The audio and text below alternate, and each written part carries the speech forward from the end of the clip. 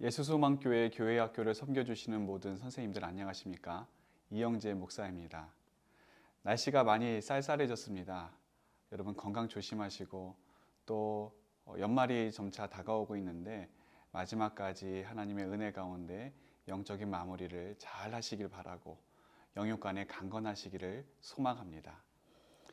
오늘 여러분과 나눌 강의의 제목은 미래교사입니다. 미래교사라고 해서 어떤 분들은 벌써부터 겁을 집어먹거나 미래교사 너무 어려운 건 아닌가 그렇게 생각하실 분들이 계실지 모르겠는데, 미래교사라고 해서 우리가 미래에 앞으로 이런 교육을 해야 된다, 또는 미래교사는 이러이러한 사람이 되어야 된다, 그런 의미로 미래교사라고 하는 제목을 붙인 것이 아니라, 사실 우리가 맡고 있는 아이들, 이 아이들이 우리의 미래 아니겠습니까? 그 아이들을 다루고 그 아이들에게 하나님의 말씀을 전하고 또 그 아이들을 케어하는 것 자체가 미래에 대한 교육이고 또 미래를 담당하는 그런 의미다라고 하는 그런 뜻에서 미래교사라고 하는 제목을 붙여봤습니다. 그렇기 때문에 우리가 미래를 이렇게 대비해야 된다, 그런 거창한 것보다는 지금 우리가 담당하고 있는 이 미래 아이들, 이 아이들을 어떻게 지금 우리의 삶의 현장 가운데 그리고 교육의 현장 가운데 이들을 영육간에 잘 케어하고 또 교육할 것인가, 그 문제를 오늘 여러분과 함께 나눠보고자 합니다. 교육부 산하 2021년 통계에 의하면 2035년 우리 학년 인구는 30%가 무려 30%나 되는 아이들이 감소한다라고 하는 그런 통계를 내놨습니다. 아마 우리 교회 학교도 여기서 크게 벗어나지 못할 것입니다. 그전에도 교회 학교의 감소 추세가 점차 진행되고 있었는데, 코로나라고 하는 그 큰 사태 이후로 많은 교회들에서 또 한국교회에서 이 교회 학교에 대한 감소 추세가 아주 급진적으로 진행이 되고 있습니다. 그래서 교회를 문 닫는 숫자도 많아졌지만 가장 많이 피해를 입은 부서가 어디냐, 바로 교회 학교라고 할 수가 있겠습니다. 그리고 그것은 우리 교회학교, 예수소망교회 교회학교도 크게 다르지 않습니다. 이 코로나로 인해서 여러 가지 유형의 신앙인들이 생겨나는데, 그 중에 하나가 플로팅 크리스찬이라고 하는 것입니다. 이 플로팅 크리스찬이 뭐냐 하면 말 그대로 붕 떠다니는 크리스찬을 의미를 합니다. 붕 떠다니면서 온라인에서 여기저기 돌아다니며 신앙생활하는 그런 신앙의 유형들을 말하고 있는데요. 이 플로팅 크리스찬이 기존에 있었던 가나안 성도들과 다른 점이 뭐냐?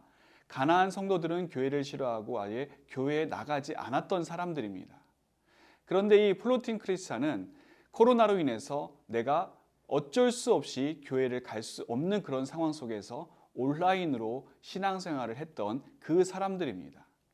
온라인으로 신앙생활을 하면서 성경 말씀도 읽고 또 교회에서 진행하는 교회학교 공부도 하고 그리고 제자 훈련도 받고 예배도 물론 이제 온라인상에서 드리고요. 그러다 보니까 어떤 문제점이 생겨났는가, 그게 너무 익숙해진 겁니다. 그게 너무 편안해진 것이죠. 그래서 이제 코로나 사태가 어느 정도 진정이 된 지금 교회 현장으로 복귀해야 되는데 복귀하지 않는 그런 모습들을 보이고 있는 것이 이 플로팅 크리스찬의 모습들이라고 합니다. 우리 교회도 이런 플로팅 크리스찬의 모습을 보이는 성도님들이 있습니다. 그리고 자의반 타의반 그분의 자녀들, 우리 교회학교 아이들도 어쩔 수 없이 플로팅 크리스찬 아이들로 이렇게 살고 있는 그런 아이들도 있습니다. 앞으로 우리의 고민은 이들을 어떻게 목회할 것인가, 그리고 이들을 어떻게 교회 현장에 다시 복귀시킬 것인가, 거기에 달려있다 해도 과언이 아닐 것입니다. 지금 우리가 맡고 있는 아이들은 일명 MZ세대라고 합니다. 이 MZ세대라고 하는 것은 1980년대 초부터 2000년대 초까지 태어난 아이들을 말하는데, 지금 우리가 맡고 있는 아이들은 그 이후에도 아이들이 태어났죠. 근데 이 아이들을 아직 무슨 세대라고 이야기할 수 없기 때문에 지금 우리가 담당하고 있는 아이들, 그리고 규정되어 있는 가장 최근의 세대가 이 MZ세대 아니겠습니까? 이 MZ세대를 어떻게 이해하느냐에 따라서 그 다음에 아이들은 어떤 세대가 될지 우리가 아무도 예측할 수가 없지만, 중요한 것은 지금 아이들, MZ세대 아이들을 먼저 이해하고 나서 그 이해가 뒷받침되어야 그 다음 아이들도 우리가 이해할 수 있을 것입니다. 이 MZ세대 참 이해하기 어렵죠. 많은 교사분들이 그런 이야기를 합니다. 요즘 아이들, 목사님, 이해할 수가 없어요. 너무 어려워요. 어른을 봐도 인사 안 하고 뭘 물어도 대답을 안 하고 아예 쳐다보지를 않아요. 그리고 요즘 아이들 왜 이렇게 자기만 알고 이기적인지, 다른 사람에 대한 배려는 잘 없고, 그리고 또 어떤 모습을 보이느냐, 자기들끼리 친하지도 않아요, 목사님. 자기들끼리 친하지도 않고 각자 따로 노는 그런 모습들을 보면서 요즘 애들 참 이해하기 어렵다, 그런 하소연을 하는 선생님들이 있습니다. 왜 우리 어른들이 이 아이들을 보면서 그렇게 느끼느냐? 그것은 지금 우리 아이들의 연령이 그런 연령에 있기 때문입니다. 유아기서부터 아동기 그리고 청소년기를 보내고 있고, 거기에다가 플러스 지금 사회 문화적인 세대의 특성이 이 아이들에게 함께 플러스되어 있기 때문에 이 아이들은 굉장히 복잡하고 어려운 그런 모습을 지니게 되는 것이죠. 그렇기 때문에 우리 어른들은 그런 아이들의 모습을 보면 좀 어색하기도 하고 좀 이해하기 어려운 그런 아이들의 모습이 있기도 합니다. 이 MZ세대 아이들은 좀 많이 이상해요. 다가가면 도망갑니다. 왜요? 부담스러우니까. 그렇다고 멀리 떨어져 있으면 또 섭섭해해요. 왜? 관심이 없다라고 그렇게 느껴지기 때문에 그런 것이죠. 그렇다고 그것을 잘 표현하지도 않죠. 도대체 어떻게 하라고 하는 건지 우리가 잘 모르겠습니다. 그리고 너무 현재만 사는 것 같아요. 오늘만 사는 아이들. 미래에 대한 계획이라든지 또 앞으로 어떻게 될 것이라든지 그런 것은 별로 생각하지 않고 오늘 지금 당장 여기에만 목매는 아이들이 참 많이 있습니다.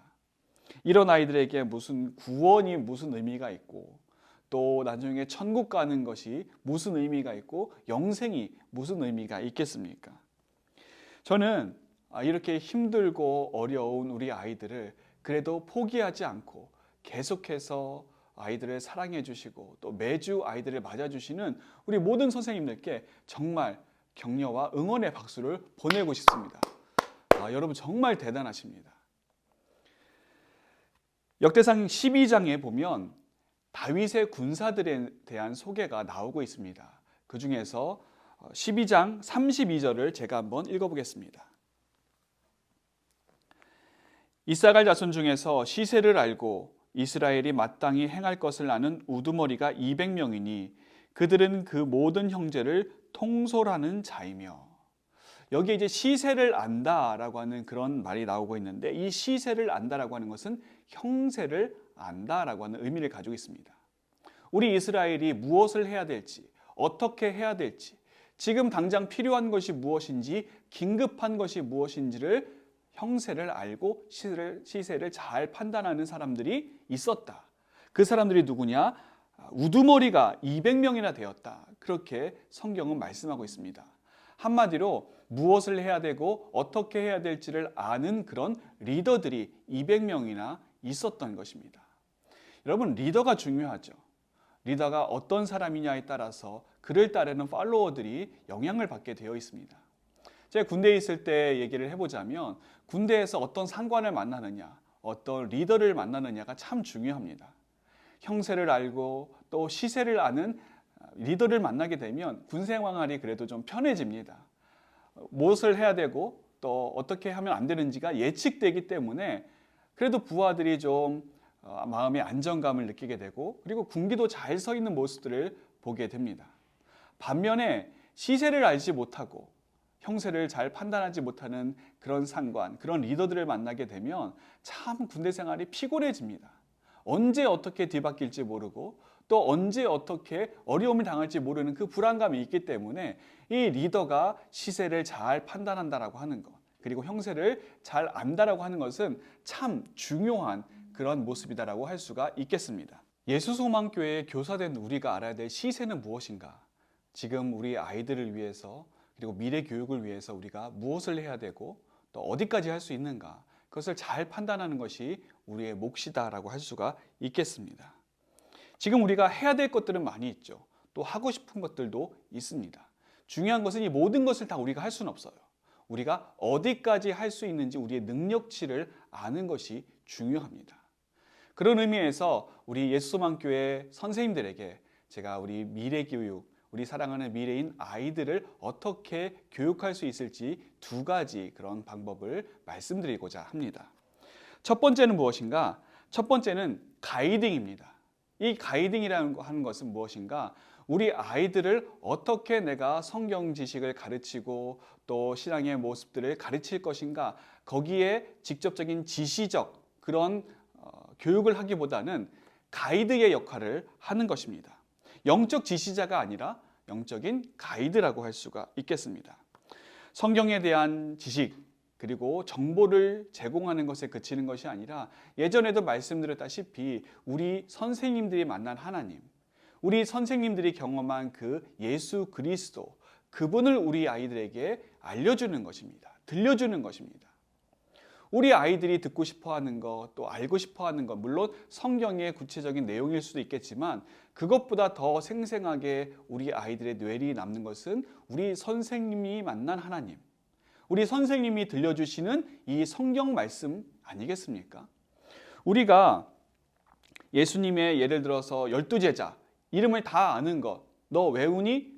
너 못 외우니? 거기에 초점 맞춘다라고 한다면 그것은 정보 획득에 불과한 것이죠. 그런데 여러분, 솔직히 이야기해서 예수님이 12제자 다 아는 것 뭐가 그렇게 중요하겠습니까? 그것보다 더 중요한 것은 무엇인가? 예수님의 12제자가 만났던 그 예수님을 선생님도 만났어. 예를 들어서 마태가 세리에 앉아 있을 때 예수님께서 그를 찾아오지 않으셨습니까? 선생님도 마찬가지야.